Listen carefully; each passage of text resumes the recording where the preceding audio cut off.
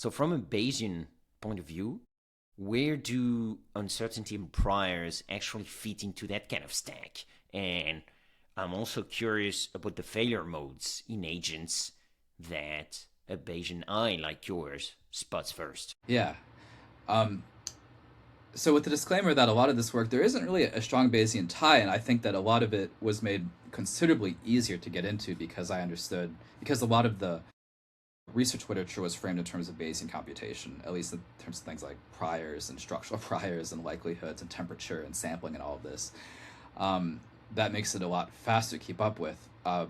There aren't strong notions of uncertainty in the core work that I do in most of my day-to-day. I still consult a little bit internally for forecasting where Bayesian models are important, and that's rewarding and fun.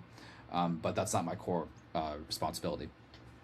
What I do see really helpful is that when research literature comes in, like a new paper says, oh, this is a speculative decoding, and there is an algorithm where we use rejection sampling, and a lot of people look at that and they're like, oh, like I have zero idea why that would work.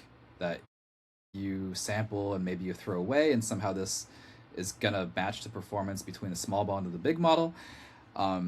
Whereas if you're coming at it from a Bayesian point of view, rejection sampling is an older technique, and it's not just strictly Bayesian, but it's something that often gets brought up. And so for me, it's really fun when that happens because you can tell a lot of the folks who do cutting edge work for LMs nowadays were deeply, deeply instilled with some of those principles of probabilities for modeling, sampling to do wonderful things, and that toolkit for attacking problems. And then also like thinking, oh, here's one more thing also that's quite important.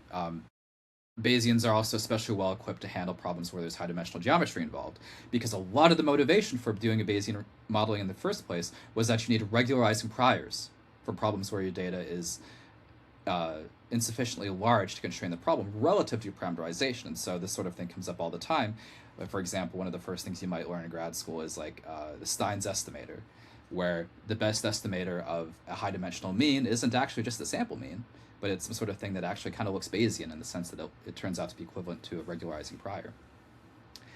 And from there, you get a lot of faculty in working with high dimensional numerical objects.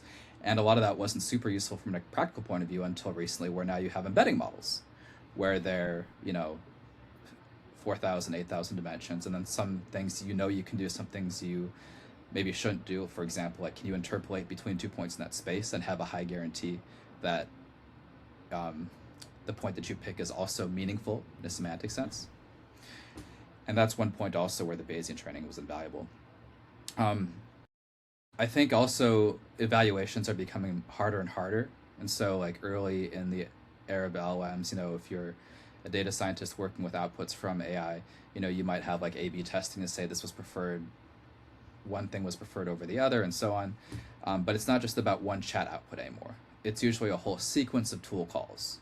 And this goes for not just like enterprise AI workflows where you might edit a spreadsheet or you might read an email and then you might update a record and database, but even for like consumer facing applications, like for example, there's a Codex and Cowork desktop app, and these things will do agentic workflows for the mass market. And those evaluations typically will involve many different elements. And as your evaluation gets more and more sophisticated, but the amount of data doesn't really grow, in the sense you have the same amounts of data as in the when workflows were simpler, then you start thinking, okay, maybe I use hierarchical models of structure to figure out if approaches using this tool call or using this variant model or using this hyperparameter are going to be useful. And then the strength of the Bayesian approach for evaluations is that it's okay if you have a large number of factors in your analysis. It's not going to lead to numerical instability, and if it's under constraint, then sensible priors can often help you learn even from small data sets relative to the size of the model you want to fit. Okay. Yeah. Damn. Yeah, I love that. This is super practical. Thanks a lot for working through that with us.